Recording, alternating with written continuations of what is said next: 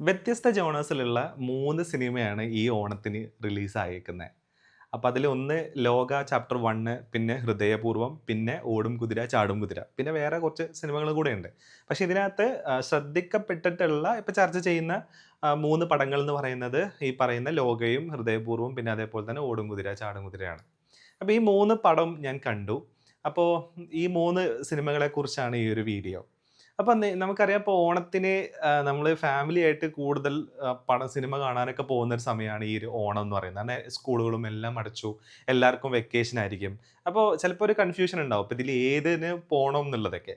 അത് 3 ഡിഫറെന്റ് ആയിട്ടുള്ള സിനിമയാണെന്നുള്ളതാണ്. അപ്പൊ അതില് ഇപ്പൊ ഫസ്റ്റ് ഹൃദയപൂർവ്വമാണ് ആദ്യം റിലീസായ പടം എന്ന് പറഞ്ഞാൽ. അല്ലെങ്കിൽ ഹൃദയപൂർവ്വം ലോകയും ഏകദേശം ഒരേ സമയത്ത് റിലീസായ ഒരു പടമാണ്. അത് കഴിഞ്ഞിട്ടാണ് നമ്മുടെ ഓടും കുതിര റിലീസായേക്കുന്നത്. അപ്പൊ ഹൃദയപൂർവ്വം എന്ന് പറഞ്ഞ സിനിമയെ നമ്മൾ നോക്കുകയാണെന്നുണ്ടെങ്കിൽ ഇത് വളരെ ലൈറ്റ് ഹാർട്ടഡ് ആയിട്ടുള്ള ഒരു ഒരു ഒരു കുഞ്ഞു സിനിമയാണ്. ഒരു സമാധാനമായിട്ട് നമുക്കിരുന്ന് കാണാൻ പറ്റുന്ന ഒരു സിനിമയാണ് ശരിക്കും ഹൃദയപൂർവ്വം എന്ന് പറയുന്നത്. ഇതിനകത്ത് വയലൻസ് ഇല്ല. അങ്ങനെ നമ്മുടെ ഭയങ്കര ഡാർക്ക് കോമഡികളൊന്നുമില്ല. അങ്ങനെയൊന്നുമില്ലാത്ത ആർക്കും മനസ്സിലാവുന്ന കുറേ ലോജിക്കൽ കൺഫ്യൂഷൻസിൻ്റെ ഒന്നും ആവശ്യമില്ലാത്ത ഒരു വളരെ ഡയറക്റ്റ് ആയിട്ട് നമ്മോട് കാര്യം പറയുന്ന ഒരു സിനിമയാണ് ഹൃദയപൂർവ്വം എന്ന് പറയുന്നത്. അതിനകത്ത് ലാലേട്ടൻ്റെയും അതേപോലെ തന്നെ നമ്മുടെ സംഗീതിൻ്റെയൊക്കെ ആ ഒരു കോംബോയും ഒക്കെ അടിപൊളിയായിട്ട് വർക്ക് ചെയ്തിട്ടുണ്ട് എന്നുള്ളതാണ്. സംഗീതിൻ്റെയൊക്കെ കോമഡിയൊക്കെ കാണാൻ നല്ല രസമുണ്ട് ഇതിനകത്ത്.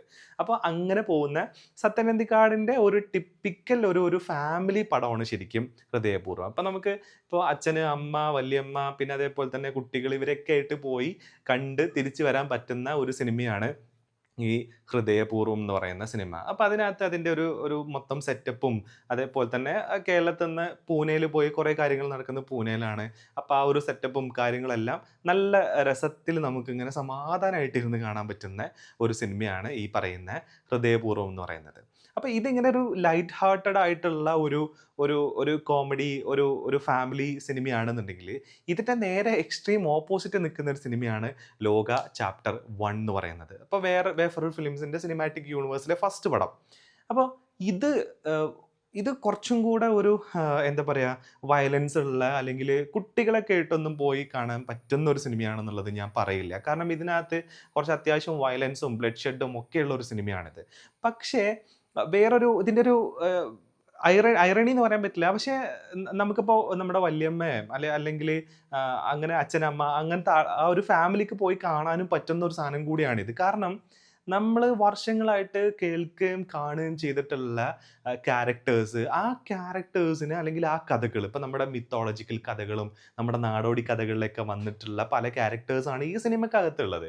അപ്പം അവരെ ഈ ഈ പറയുന്ന റിലീജിയസ് എന്ന് പറയുന്ന ഒരു ഫാക്ടറിൽ നിന്ന് അങ്ങ് എടുത്ത് മാറ്റിയിട്ട് അതിൻ്റെ കുറച്ചും കൂടെ ഒരു സയൻറ്റിഫിക്കലി എന്തായിരിക്കും ഇവർക്ക് സംഭവിച്ചിട്ടുണ്ടാവുക എന്ന് പറയുന്ന അങ്ങനത്തെ ഒരു കൈൻഡ് ഓഫ് സിനിമ. അപ്പോൾ ഓപ്പൺ ആയിട്ട് പറയുകയാണെങ്കിൽ യക്ഷി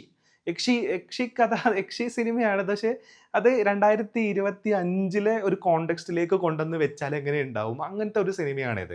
അപ്പോൾ എല്ലാവർക്കും ആസ്വദിക്കാൻ പറ്റുന്ന ഒരു സിനിമ തന്നെയാണ്. പക്ഷേ ഇതിനകത്ത് കുറച്ച് വയലൻസും ബ്ലഡ് ഷെഡും ഉണ്ട്. അതുകൊണ്ട് കുട്ടികളെയും കൊണ്ട് പോകാൻ പറ്റില്ല ഒരു ചെറിയൊരു പ്രശ്നം ഈ ഒരു സിനിമയ്ക്ക് ഉണ്ട് എന്നുള്ളതാണ്. പക്ഷേ ഇത് കാണേണ്ട ഒരു സിനിമയാണ്.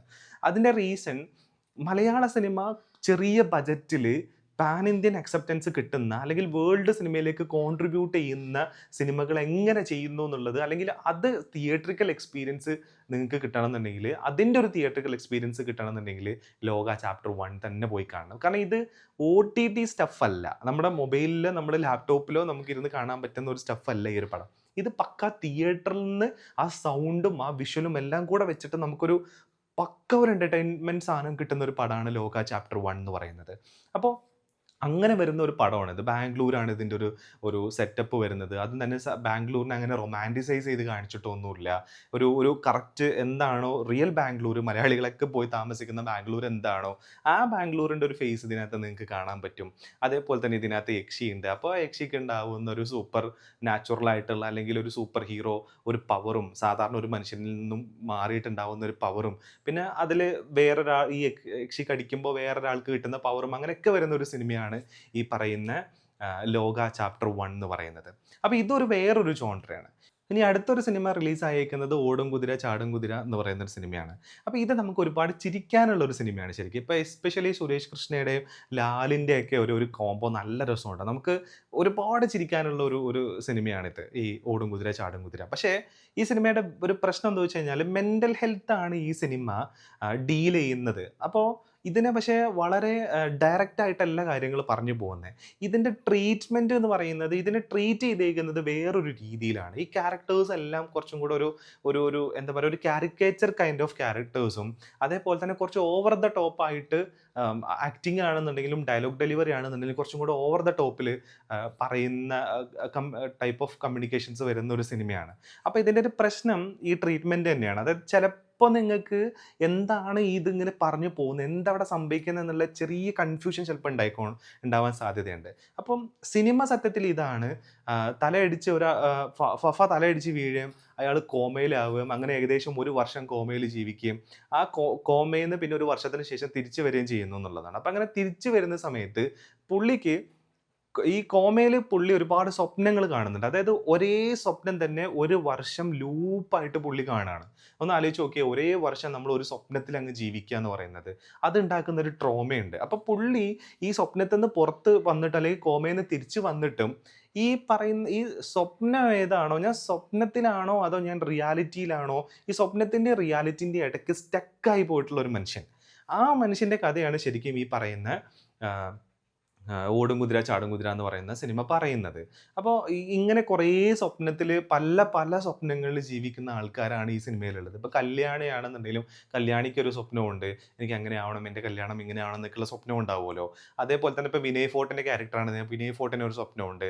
അല്ലെങ്കിൽ ഇപ്പോൾ ലാലിൻ്റെ ക്യാരക്ടറാണെങ്കിൽ ലാലിന് ഒരു സ്വപ്നമുണ്ട്. അങ്ങനെ കുറേ ഇവരൊക്കെ കിറുക്കന്മാരാണോ എന്ന് നമുക്ക് തോന്നിപ്പോകും. പക്ഷേ സിനിമയുടെ ക്ലൈമാക്സിലേക്ക് എത്തുന്ന സമയത്ത് ഇവർക്ക് ആർക്കും വട്ടമൊന്നുമില്ല, ഇവർ കിറുക്കന്മാരൊന്നും അല്ല, റിയാലിറ്റിയാണ് ഇവർ. പക്ഷേ ഇവർക്ക് എന്തൊക്കെയോ ചില കാര്യങ്ങൾ ഫുൾഫിൽ ആവാണ്ട് പോയിട്ടുണ്ട് എന്നുള്ളതൊക്കെ നമുക്ക് മനസ്സിലാവും. അപ്പോൾ അങ്ങനത്തെ കാര്യങ്ങൾ പറഞ്ഞു വരുന്ന, എന്നാൽ ഇത് കുറച്ച് കോമിക്കായിട്ട് പറഞ്ഞു വരുന്ന ഒരു ഒരു കൈൻഡ് ഓഫ് സിനിമയാണ് ഈ 'ഓടും കുതിര ചാടും കുതിര' എന്ന് പറയുന്നത്. അപ്പം അങ്ങനെ 3 ജേണറിലുള്ള സിനിമയാണ്. പക്ഷേ 'ഓടും കുതിര ചാടും കുതിരയ്ക്ക്' നിങ്ങൾക്ക് ഫാമിലി ആയിട്ട് പോകാനും പറ്റും. അതിലങ്ങനെ വയലൻസോ കാര്യങ്ങളോ ഒന്നുമില്ല.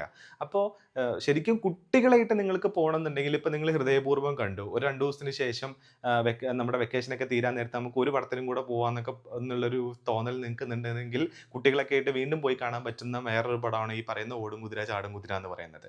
എന്നാൽ നിങ്ങൾക്ക് സിനിമ മലയാളത്തിൽ നിന്നുള്ളൊരു കിടുക്കാച്ചി കിണ്ണ സാധനം നിങ്ങൾക്ക് തിയേറ്ററിൽ എക്സ്പീരിയൻസ് ചെയ്യണമെന്നുണ്ടെങ്കിൽ അങ്ങനെയാണ് നിങ്ങളുടെ തോട്ട് എന്നുണ്ടെങ്കിൽ നിങ്ങൾക്ക് 'ലോക ചാപ്റ്റർ 1' പോയി കാണാൻ പറ്റും. നമ്മൾ ഒരുപാട് കാണുകയും കേൾക്കുകയും ചെയ്തിട്ടുള്ള ക്യാരക്ടേഴ്സ് ഉള്ള ഒരു സിനിമയാണ് ശരിക്കും 'ലോക ചാപ്റ്റർ 1' എന്ന് പറയുന്നത്. അപ്പോൾ ഇങ്ങനെ വ്യത്യസ്തമായിട്ടുള്ള 3 ജോൺറിൽ നമുക്കൊരു താലത്തിൽ ഇങ്ങനെ വെച്ച് തന്നേക്കുകയാണ് ശരിക്കും ഈ ഓണത്തിന് മലയാള സിനിമ ഇൻഡസ്ട്രി എന്ന് പറയുന്നത്. അപ്പം ഇതിലേത് കാണണം എന്നുള്ളത് നിങ്ങൾക്ക് ചൂസ് ചെയ്യാം. ഞാൻ ഈ 3 പടം കണ്ടു. ഈ 3 പടത്തിൻ്റെയും ഒരു ഓവർവ്യൂ എന്ന് പറയുന്നത് ഇതാണ്. ഇനി നിങ്ങളാണ് തീരുമാനിക്കേണ്ടത് ഏതൊക്കെ പടം പോയി കാണണം എന്നുള്ളത്.